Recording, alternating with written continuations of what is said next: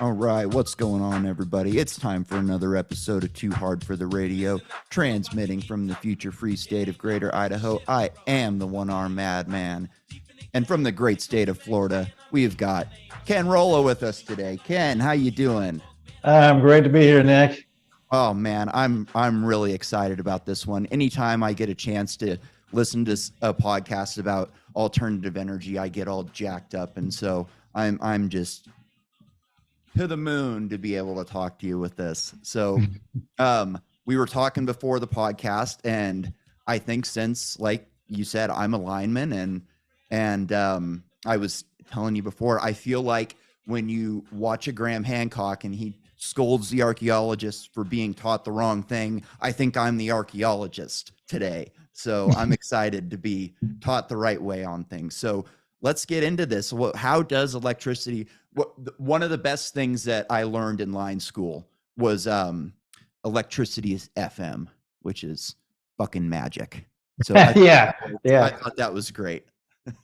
yeah. It's true. It's true. A lot of times the electricity, even my background is electrical engineering, and even with all of the education and training I've had, it'll very often surprise you. It's like sometimes when I'm designing new circuits, it'll do things I was not expecting. So yeah, it is. And I think the reason is because what we've been taught about the way electricity works and the true nature of it is wrong.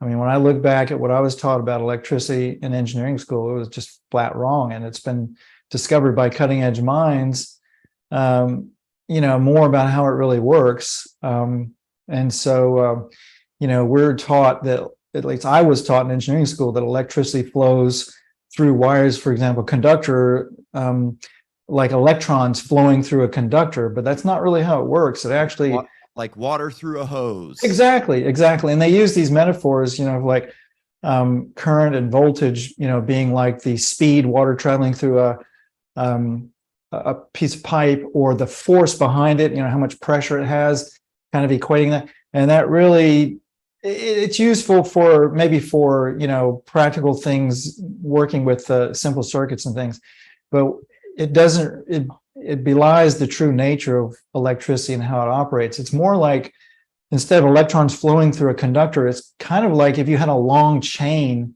and you shook one end of it, and that, that waveform ripples through the chain. It's more kind of like that. Back in the 70s, I remember there was a man named Joe Newman who actually got on the Tonight Show with Johnny Carson because he developed a free energy machine. Wow. And he demonstrated it on the Tonight Show several times, which you can see on YouTube.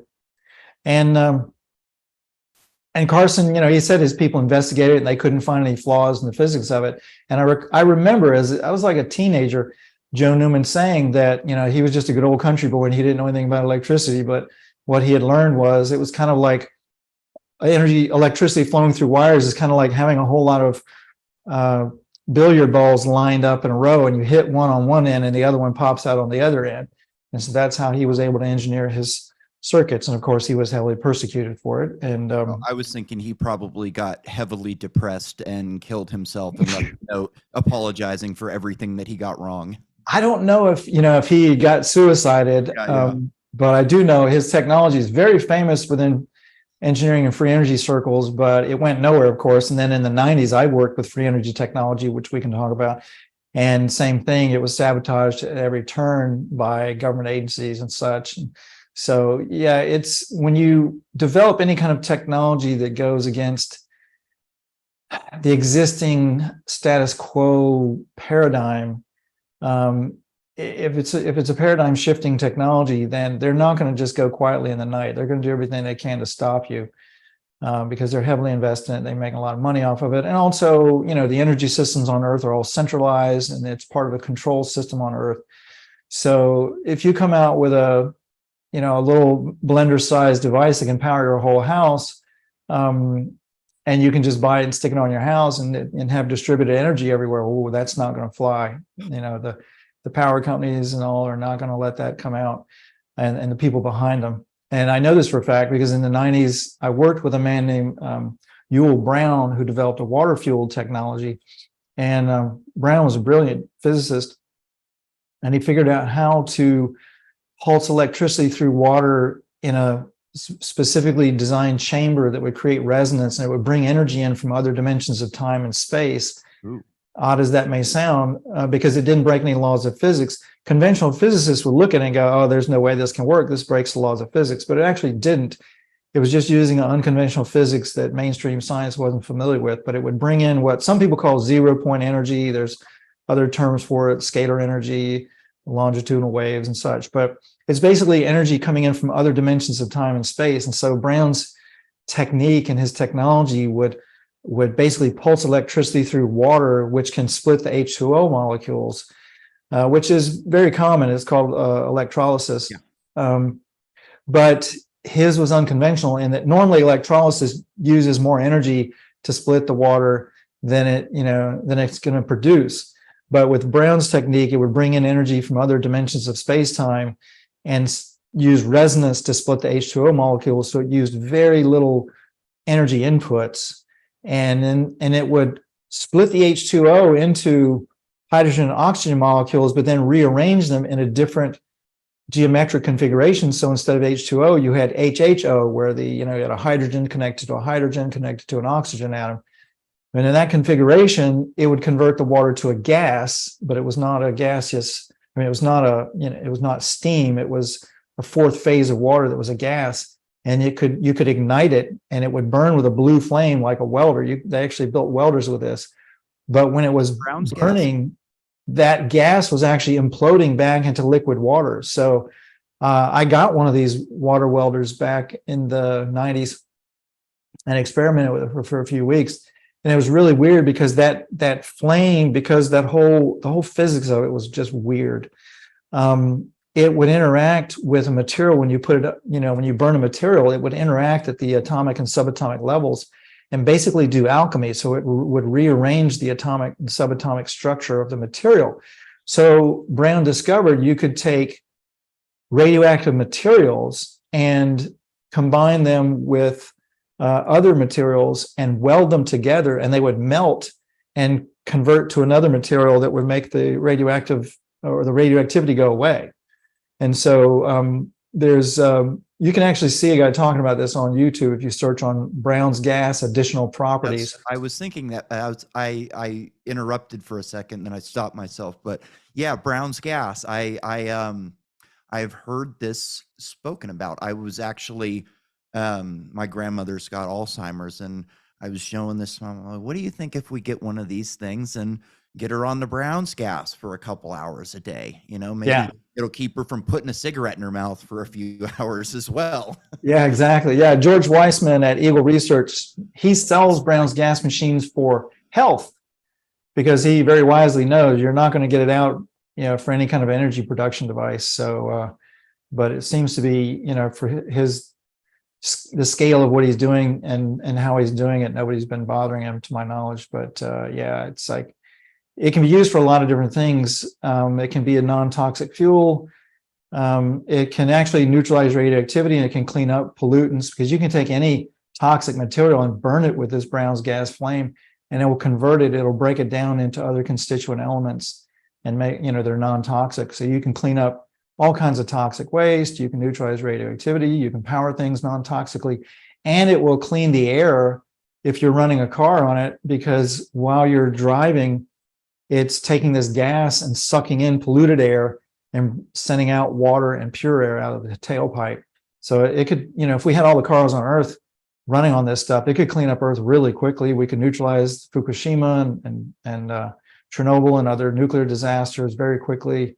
We could turn this planet around very quickly, but it completely goes against the existing control paradigm and the energy paradigm on Earth. And nuclear power is not just a very profitable power industry. It's really a justification for the nuclear weapons industry.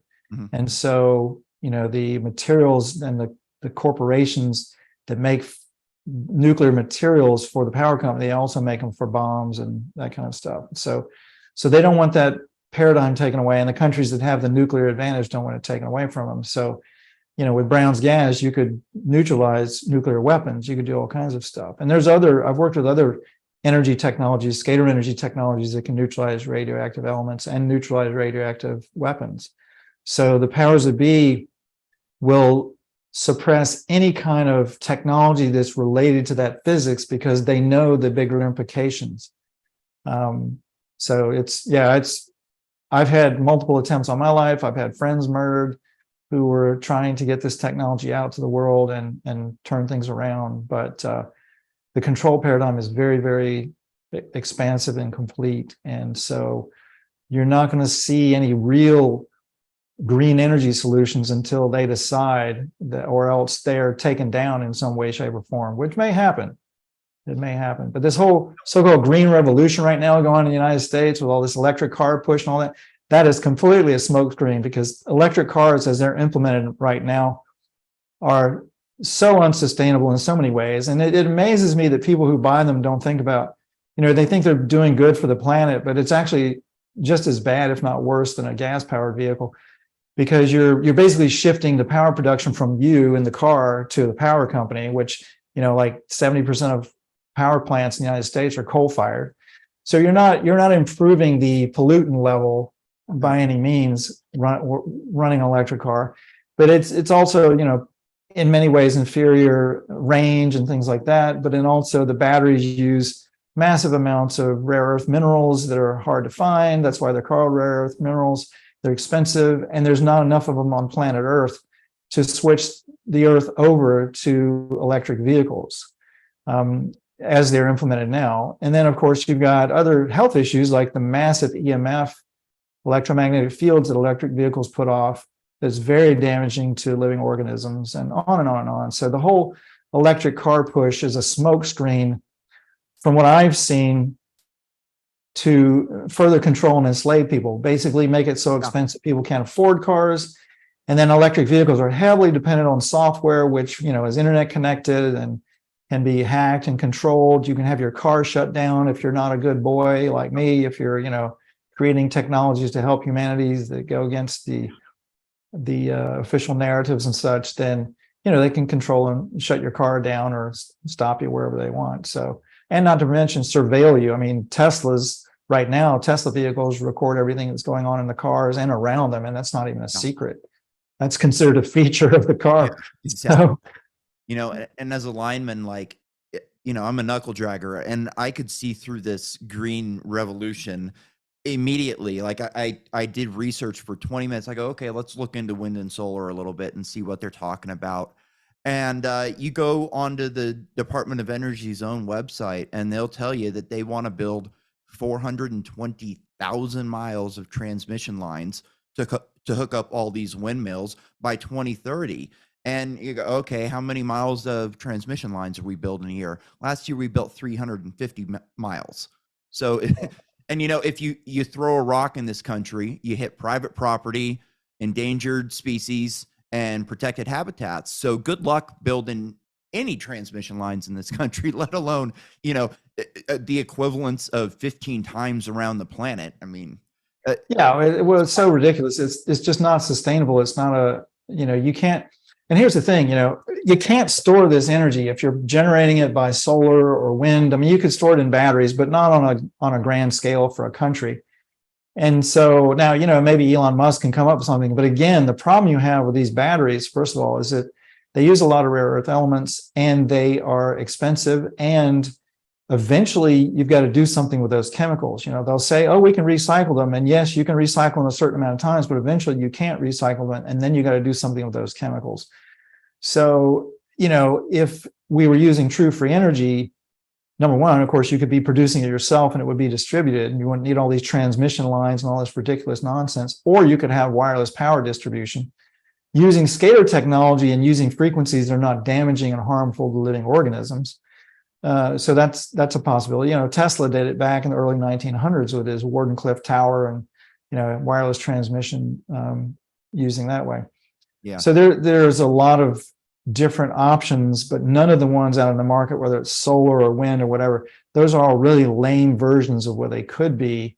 For example, if you were using for wind or solar, if you were using superconducting wires for the storage and transmission, then you can make that extremely sustainable, because when you have a superconducting wire or conductor, there's no resistance and therefore there's no loss. So you can create these giant coils of wire if they're superconducting and inject electricity into them and then connect the two ends of the wires together, and it acts like a battery. It'll just hold energy there ad infinitum, And so you could make these technologies very sustainable if superconductivity was allowed out. But the last time I recall in the 80s when I was in college, there were a couple of professors at the University of Utah named Pons and Fleischman, and they came out with what they called cold fusion. Yeah. And it worked.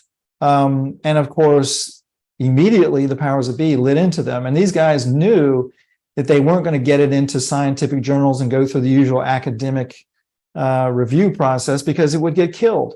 So they went straight to the public and said, look what we've got. And they demonstrated it and they showed it. And then other people around the world also duplicated, demonstrated it. So it worked.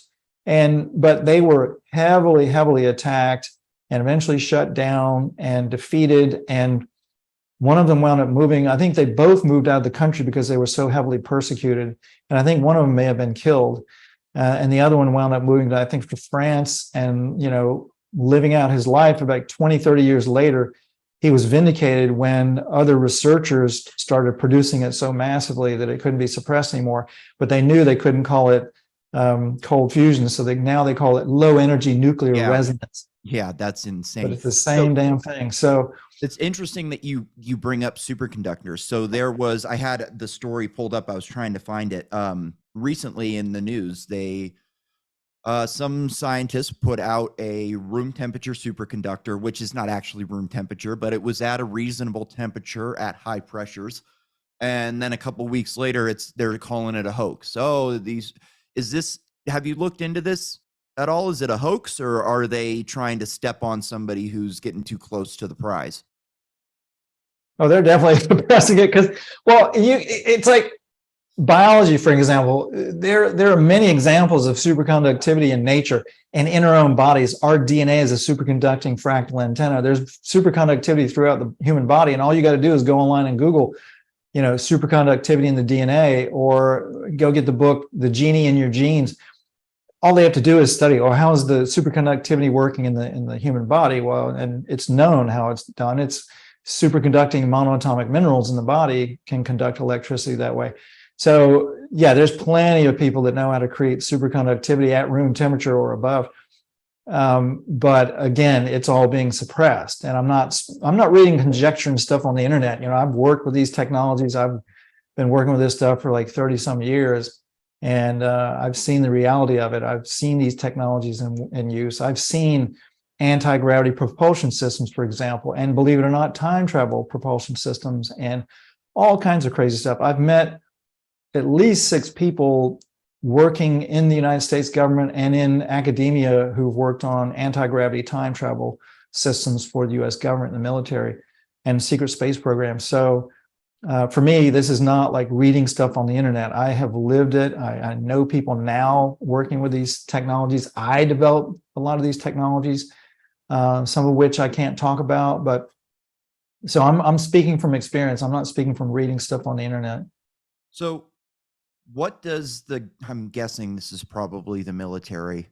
What do they want to use time travel for? That seems like a terrifying group of people. Extremely terrifying. Yeah, it's, of course, they want to use it for using nefarious purposes. But for example, they would like to be able to go back in time and alter timelines and change history. But I've got a friend who actually was in the secret space program, and actually I know a couple people who have been in time travel programs where they are sent out. They're usually they're taken when they're young children, because at a young age, they can, I guess there's something about them that's easier for them to time travel. But they basically put them in these programs, or they'll take military people like Marines or whatever, and they'll put them in these special programs, and then they will modify them with technologies, sometimes nanotechnology, DNA altering technology, and then they'll use other external technologies where they can basically teleport these people through time. And so they can send them to another time and place, and then they can be performing operations in these other timelines and places. that, for example, like colonizing Mars. I've heard from multiple people that, there are lots of different colonies on Mars, some human, some extraterrestrial. And, that may sound totally crazy to people listening, but, Laura Eisenhower, for example, who we were both speakers at a conference years ago. She's the great granddaughter of Dwight Eisenhower. She's said that Dwight spoke about, him meeting 5 different extraterrestrial races back in the 50s and 60s. So, and Kennedy also, she mentioned, and other people have mentioned, Kennedy and Eisenhower both having contact with at least 5 different extraterrestrial races, some human and some not. But at any rate, so these guys that I know in secret space programs that have been in these time travel programs, they started out very fundamental, where they were just trying to see what they could do with it, and they wound up having some really bad experiences in some cases, and there were different programs going on. But now it's evolved to the point where they have a lot of control over it. What I was told by these 2 guys that I know in the programs, they said that you can't go back in time and change your timeline. You create a new timeline. So you can't go back in the past and kill your grandfather and wipe yourself out, because it'll just create a new timeline. So that's something that the military and the secret space programs found out early on, that they were trying to manipulate timelines. They couldn't. And there are also a lot of, one of these guys told me that the timelines are kind of self-healing. So if you go and manipulate a timeline, it will try and revert back to what it was supposed to be. So a lot of times they'll try and manipulate timelines, and they won't be successful because it'll kind of self-heal. It's like events will occur that will bring it back to the original primary timeline. So it's very complicated, and I don't begin to, claim to understand it.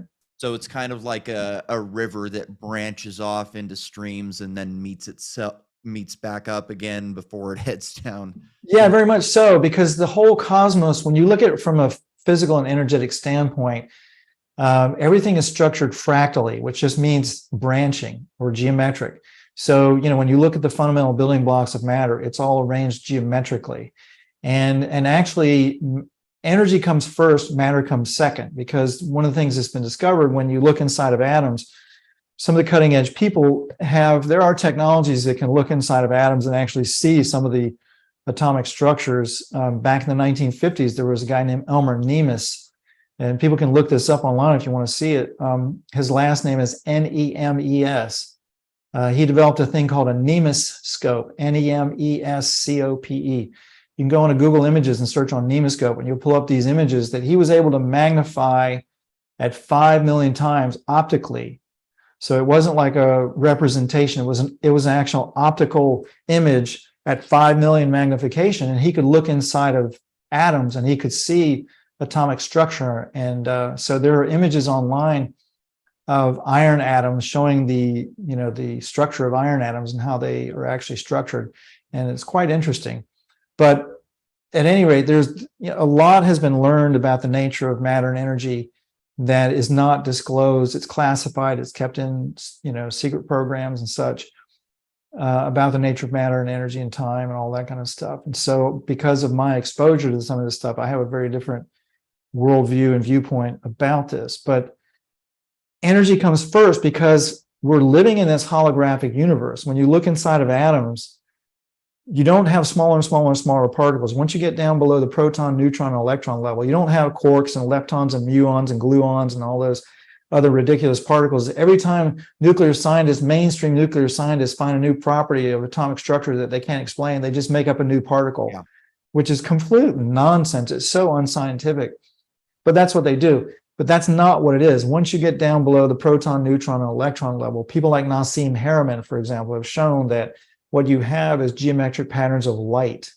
And so these geometric patterns of light kind of slow down and coagulate into the proton, the neutron, the electron, and the atom. And so what that means is, number one, we're living in a holographic universe. But number two, that light is superluminal light, meaning it's light traveling millions of times faster than the conventional speed of light. And it has very weird properties. And so military people call them scalar waves or scalar energy. But what it really is, it's the energy of consciousness, because as it turns out, all consciousness is made of this energy. So in my mind, we're living in this hologram that's created by every piece of consciousness out there, from insects to us, and not just on Earth, of course, throughout the cosmos, throughout dimensions of time and space. And, you know, we're basically all kind of like a piece of this greater God consciousness, because this energy of consciousness flows out of the centers of galaxies, and it branches as it goes, and it spirals as it goes. And so it's coming out of the one side of the galaxy at the center.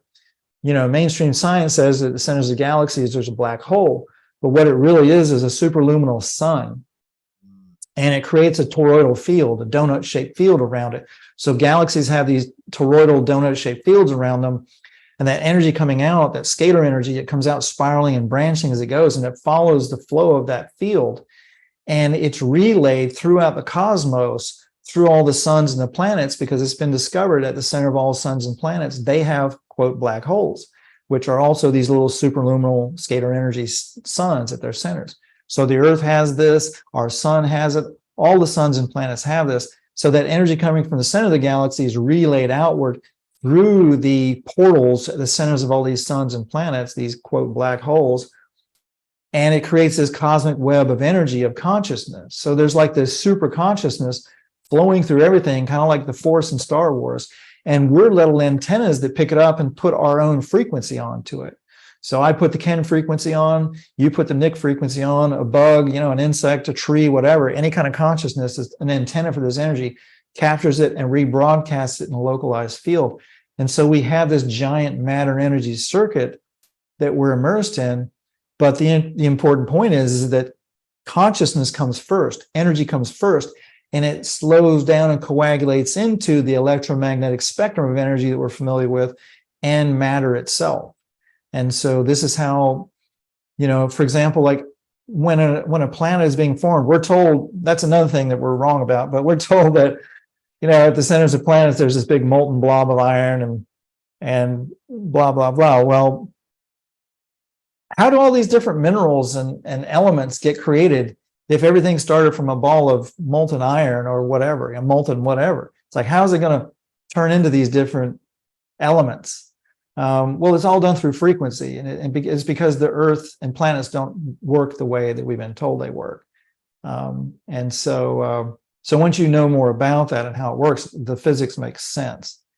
And so, and you can also use this in very practical terms in our lives. You know, you don't have to be a physicist or know anything about this stuff more than just the concepts. If you understand basic concepts, for example, you can radically improve plant growth in your garden or in your kitchen, you know, growing sprouts, or improve your health with it, or make free energy with it, or whatever, you know.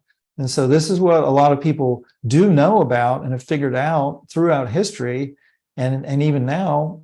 And, you know, they come up with these amazing technologies and techniques to help out humanity, but it's usually suppressed by the powers that be. Now, the ancients, they had an understanding of these things. How did they learn about these things? How do you think they were able to pick up on these things when people like us with technology and all of our great stuff, we can't, you know, pick up on these things very easily, at least. And then how would they utilize their technology or their way of life to, I guess, magnify these effects and improve their lives? I think it comes from a lot of different sources, and based on my experience and from what I've seen.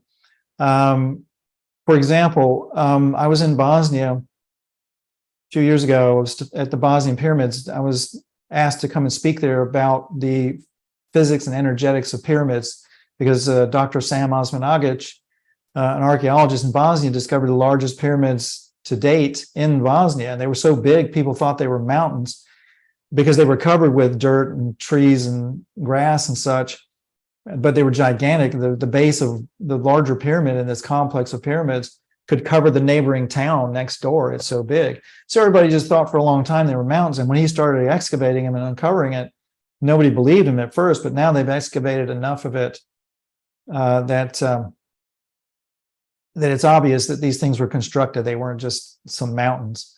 They have, you know, block and all kinds of stuff in them.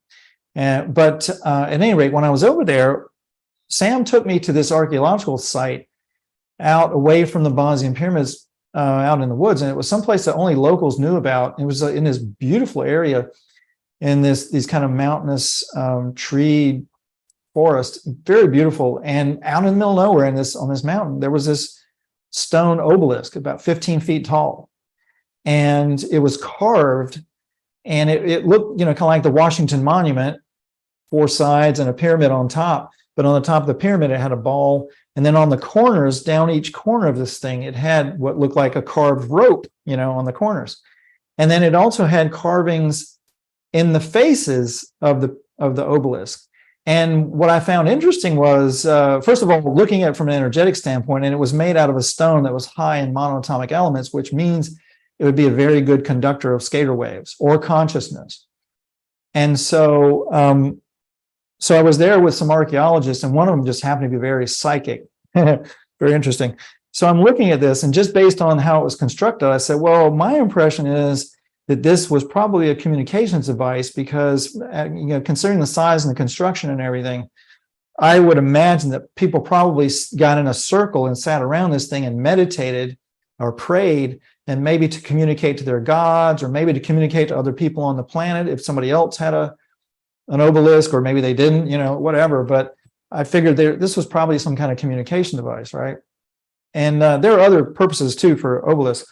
But as I'm saying this, the psychic archaeologist says, that's exactly what my guides are telling me, except it wasn't one circle of people, it's 3. It's like 3 concentric rings of people. And when they were meditating, they would visualize a vortex of energy. Each ring would visualize a vortex going in opposite directions, and it would create this scalar vortex, which then could be used, yes, to interact with extraterrestrials that they were having contact with, and other people on Earth that they were having contact with. And so there's one possible way that ancient people may have accumulated information. There are others, of course, obviously, possibly extraterrestrial physical contact.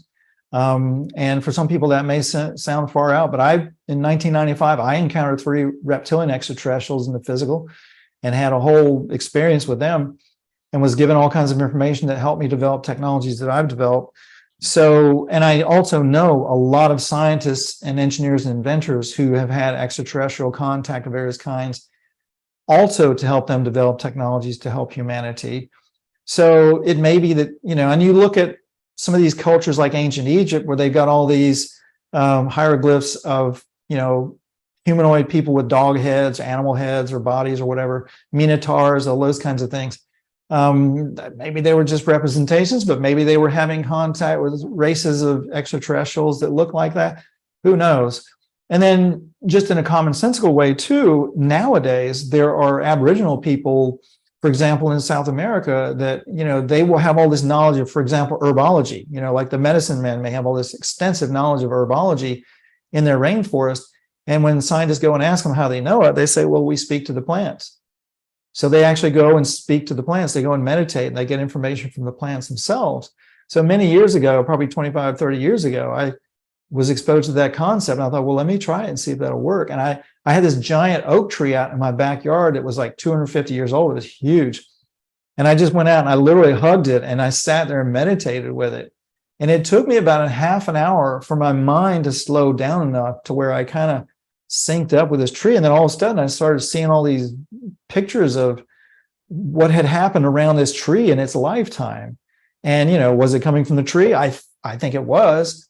But wherever it was coming from, I was getting all these visuals on some interesting information and stuff, seeing Native Americans and all kinds of things in the area. So who knows where they got this information, but it probably came from a lot of different sources. And a lot of times what we call intuition is actually information coming from another realm of some kind, where you're interacting with some other kind of consciousness.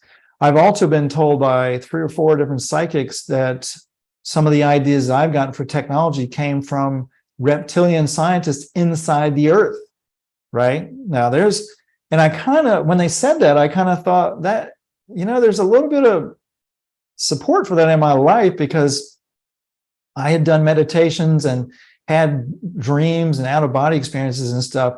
And I kept seeing these stairs going down inside the Earth. And I kept wondering, where is this coming from? Why is it? And so some of these people I know in the secret space programs have said that there are a bunch of different races living inside the Earth because the Earth is very cavernous. And there are ancient races of humans, for example, that are very advanced that live inside the Earth. And they pass themselves off as extraterrestrials because they have all the technology that an ET might have, interstellar travel capabilities and all that kind of stuff, and very advanced technology. But they don't want our militaries and such to discover them, although they have been discovered now. But and so, these two guys I know in the secret space programs have both met, had they been inside the Earth and met with some of these humans that are very advanced. And these guys told me that they have these giant rooms where they'll have hundreds of, I guess you'd call them psychics, that sit in these special chairs, and they communicate with humans on the surface to help guide us. So they're kind of like this race, this very ancient race of humans that are very advanced that also kind of guide us the best they can, because they understand that what happens on the Earth, what happens on the surface of the Earth with us could destroy the whole planet. And therefore they want to guide us into a positive future. So, if that kind of stuff is true, ancient people could have been getting information from all kinds of sources. Yeah, that's interesting. Any thoughts on how they were able to do some of the building that they were, the pyramids? How, any thoughts on that?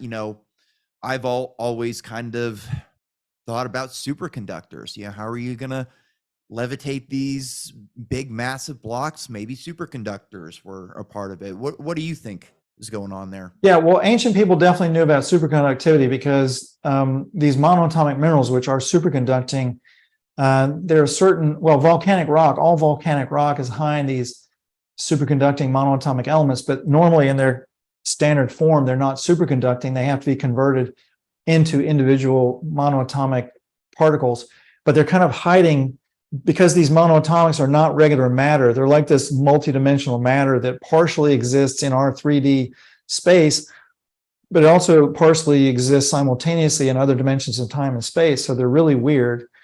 And they can be extracted from volcanic rock, but they're not native, in that rock, they're not in a native form that would create superconductivity.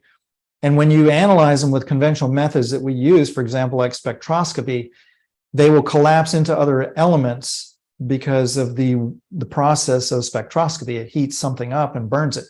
And that makes these monoatomics collapse into other elements. So for example, monoatomic gold will collapse into silica if you use spectroscopy on it. So this is why this stuff hasn't been discovered by the mainstream so far.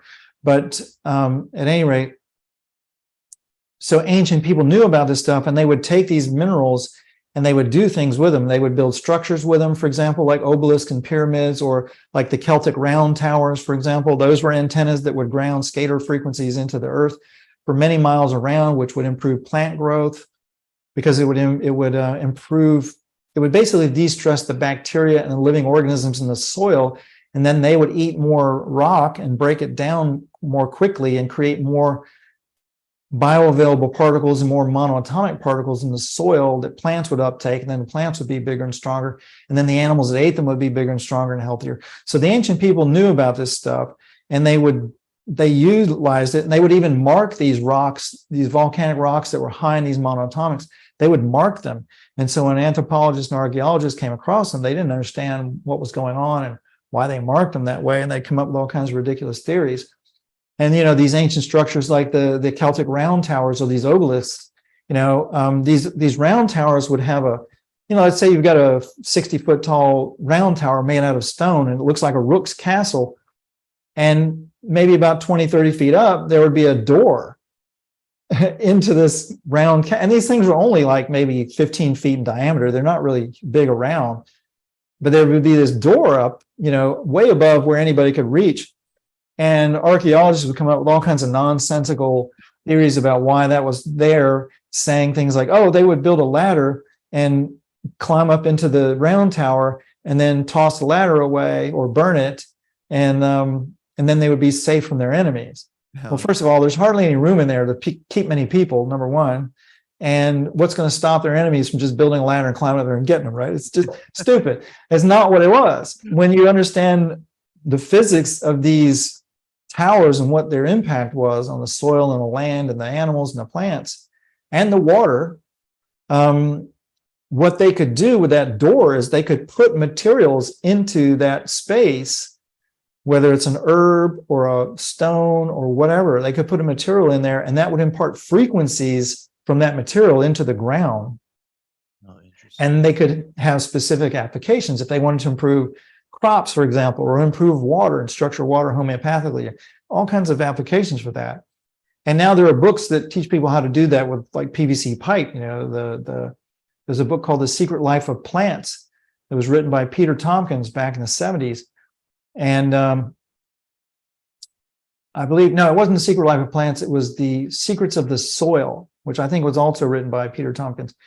And Secrets of the Soil, they have a whole chapter dedicated to what they call cosmic energy pipes, where it's basically doing the exact same thing as a Celtic round tower, taking 4-inch PVC pipe and burying it at a certain depth into the ground and a certain height above ground, and cutting a little doorway onto it and putting materials into that little, you know, putting a little platform in there and putting materials in there to impart frequencies in the soil, and then it'll improve your garden. Interesting. And these have been demonstrated over and over again. I've heard of like sticking a post and then wrapping copper around. Yeah, exactly. That's slim spurling technology. That's using copper wire as a waveguide, a scalar waveguide, to ground these scalar frequencies in the atmosphere into the ground and improve it. That's exactly it. So yeah, the ancient people knew a lot about superconductivity and energetics, and they were probably given it from, you know, various sources, maybe extraterrestrials, interdimensional beings, people inside the earth, who knows, maybe nature itself, whoever their gods were. But they definitely knew about this stuff. They wrote about it, they talked about it. And then, you know, mainstream archaeology, because it's been misguided, they look at that and they go, oh, that was symbolic, or, oh, they were just talking about religion or whatever. You know, it's like, no, a lot of it's literal. Yeah. And when you look at it from a literal standpoint, you can do things like, for example, reverse engineer technologies from ancient hieroglyphs. I have a friend, a brilliant guy, who was studying the Egyptian hieroglyphs, and he wound up developing free energy technologies and other technologies from hieroglyphs. He developed a light that would light up an area from an external field. That it was all based on ancient Egyptian hieroglyphs. That he also developed a device that could modify the weather, and he accidentally created a tornado out in the desert somewhere out in the Southwest. So yeah, you know, it's like a lot of this stuff, the secrets are there right in front of us, and we've intentionally very often misguided away from it so that we won't understand it. So you living in Florida, there's a great YouTube channel that I don't know if you've seen, but you'll have to check out, called Old World Florida, by a guy named Dr. Norco Longo, or Longo Norco. And he's done a lot of work looking into the ancient history of Florida. And he's really big into pyramids in Florida on golf courses. These golf courses have these pyramids have been covered. They're everywhere. They've got these big anchor stones. What have you looked into any of this stuff in the ancient? Oh yeah. In Florida, yeah, exactly. There's pyramids all over Florida. There used to be thousands and thousands of what they call mounds, shell mounds, that the ancient native people would build these big mounds out of shell, you know, crushed shell. And of course, the mainstream archaeology says, oh, those were just garbage dumps, you know, blah, blah, blah, which is nonsense. And what they were energy devices. They were like a cone or a sphere or a pyramid can ground energy into the earth and do the same thing that these Celtic round towers could do: improve crop growth, structure water, improve the weather, all kinds of stuff. Particularly like pyramids and cones, they create a scalar vortex up out of the tip. And this is absolutely factual because it's been measured. I was on a team of engineers and scientists that measured this at the Bosnian pyramids. That we took a drone and flew it up over the pyramids there and measured different types of energy. And we discovered that there was a infrared and a scalar vortex, double helix vortex coming up off the tip of the pyramid. And other people have measured these same double helix vortices coming off of pyramids. So the ancient people in Florida, same thing. They would build mounds, they would build pyramids out of whatever materials they had around, because it turns out the best conductors for scalar waves are not metals, they're non-metals. So bone, wood, plastic even, whatever, so you can just, for example, stack volcanic rocks or shell which is high in these monoatomic elements, because living organisms ingest minerals and create angstrom and monoatomic particles within them through enzyme activity and bacterial activity. So shell is naturally going to be high in these monoatomics. And if you build a pyramid or a cone, it's naturally going to create a scalar vortex and a scalar field around it, which is going to enhance all life around it. So the ancient people understood that, and they did it. And unfortunately, out of sheer stupidity, back in the early 1900s and later, the Department of Transportation in Florida bulldozed most of the shell mounds in Florida and used it for road fill. Oh. And so most of these magnificent structures are gone. But there is one down the road from my house, maybe about 20 minutes down the road from my house, called Turtle Mound in New Smyrna Beach.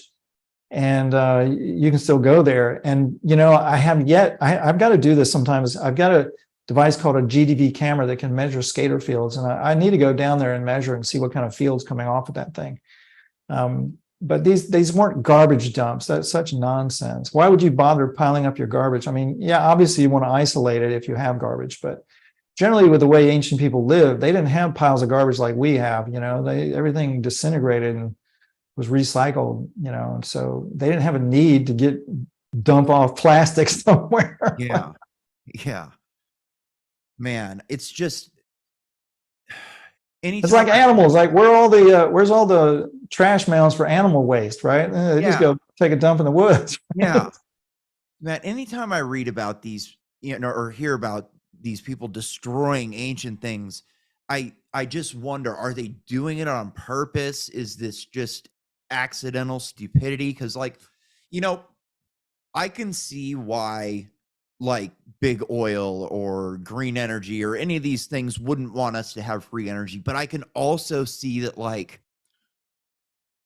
you look at what they did to us in COVID, these governments, I can imagine none of these governments want us to be empowered by our own energy sources. Imagine the types of businesses we could run if we didn't have to worry about energy. I mean, if my HOA had its own, whatever, or we were able to have it in our homes, we would have so much power compared to what we have today.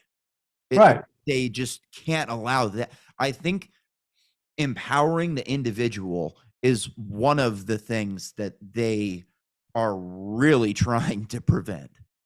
Well, I've had the interesting experience of meeting a lot of very, very high level politicians. I've met most of the US presidents that have been alive in the last 30 years or so. I've met Clinton and the two Bushes and Carter and Ford, and I never met Obama. But, I worked with Coretta Scott King, so I met a bunch of them. And then I also, back in the 70s, I met Gerald Ford. And the thing, it was very brief, but the thing that I've realized is that, first of all, those people at the higher echelons of power, they generally look at us like a farmer would look at a herd of cattle. We're something to be harvested. And so they put systems in place basically to get us to do the work of creating profit for them. And so all of these systems, these centralized power systems, financial systems, energy systems, everything, is designed very much like a farm, where, if you think about these big feedlots in Texas, so they may have hundreds of thousands of head of cattle, maybe millions, these giant feedlots. You can drive for miles and miles and miles and just see thousands and thousands and thousands of these herds of cattle. And there's some big agribusiness that, owns that, controls it, profiting from it. And not one of those cows, I would bet, has any inkling of the larger reality that they're involved in, right? Yeah. They're basically a food system. And they're in this inhumane, usually in those big cases of those big feedlots, a very inhumane food system, but the cattle themselves really have no inkling of the bigger reality that they're in, I don't think. And that's a good metaphor for the way life on Earth is. The people at the upper echelons of power on Earth, sometimes they're not all human, number one.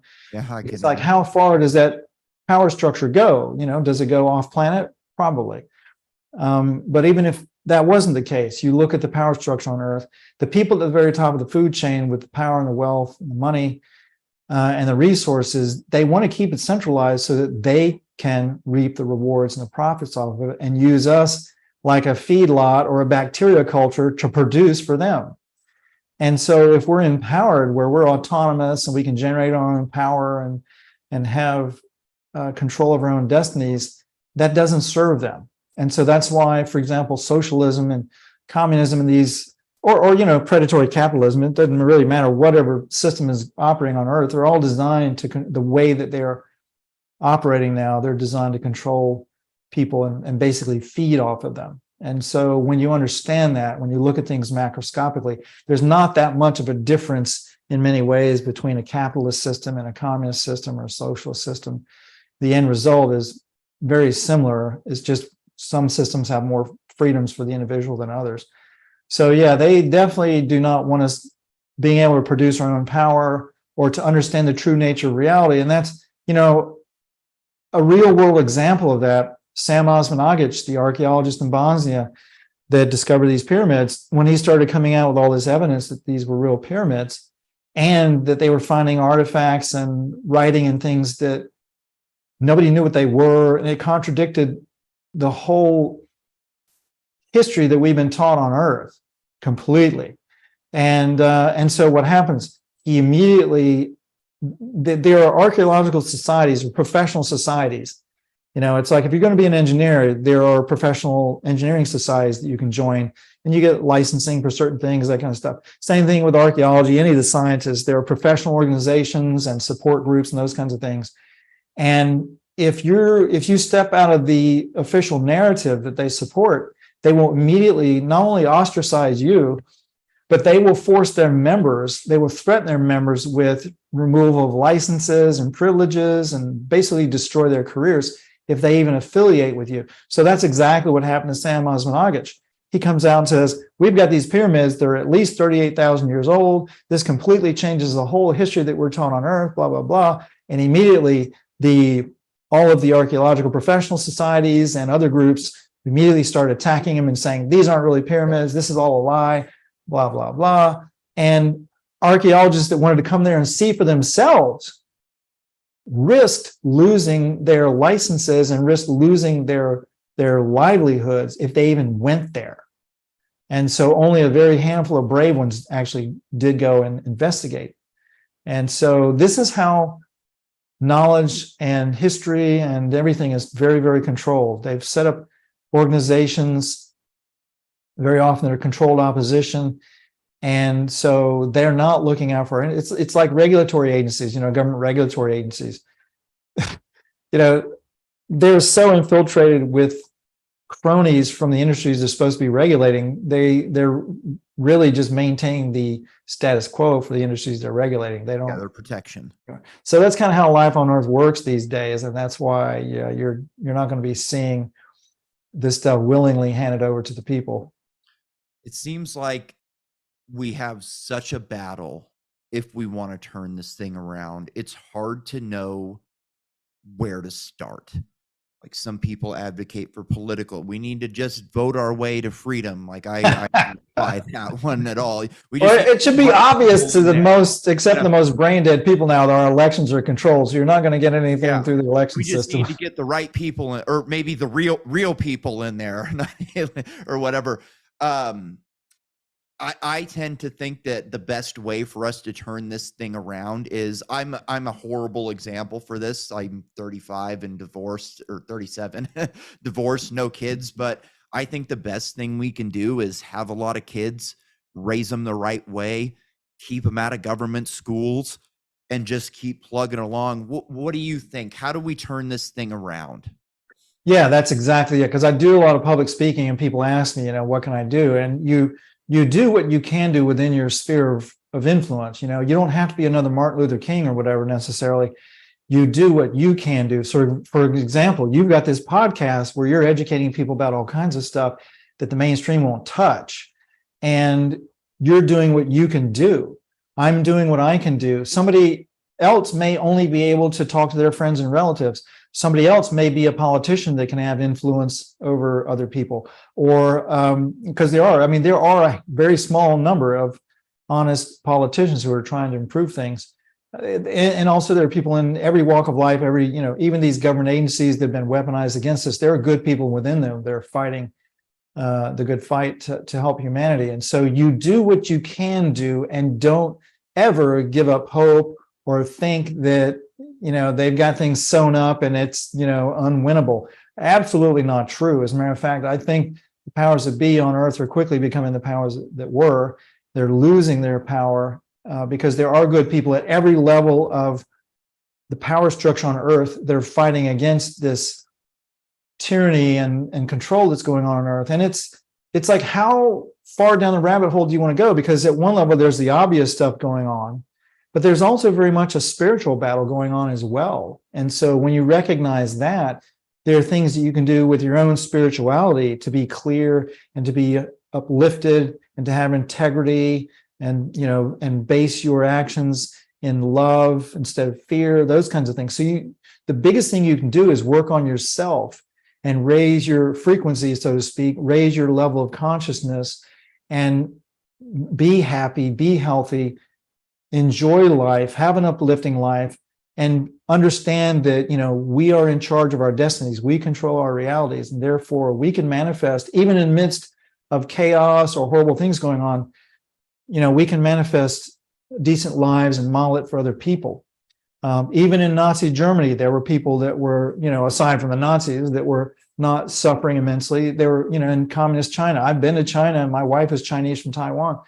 We've been over there and seen the sad state of affairs in China, the way that the people there are being enslaved. But at the same time, there are awake and aware people over there who are completely not buying into that reality, and they're able to live very wonderful, uplifting lives over there despite all of the enslavement. So you just basically opt out of the mainstream reality and don't buy into it, and be very conscious about how you create your own reality, and you can wind up having a really wonderful life. I mean, I have the most crazy Forrest Gumpian life, just the most amazing things happen. And it's not that it's always simple and easy, but I always make it through whatever scrapes that come my way. And I don't get into victimhood, because I know I'm responsible for whatever it is going on in my life. I'm the one creating it. I'm the one that chose to create free energy technologies. I'm the one that chose to develop a technology that can balance the weather and counteract weather warfare. I'm the one that chose to do those things, and I know the consequences of it. And therefore, I've had attempts on my life and all kinds of other things. But I'm not afraid of that. I've evolved myself to the point where I have this mission or purpose in life, and these powers are not going to stop me. I think that's a perfect way to end this, Ken. It was great talking to you. I really had a great time. Everybody, I hope you enjoy this. Give us a shout. Have a great day. Thank you.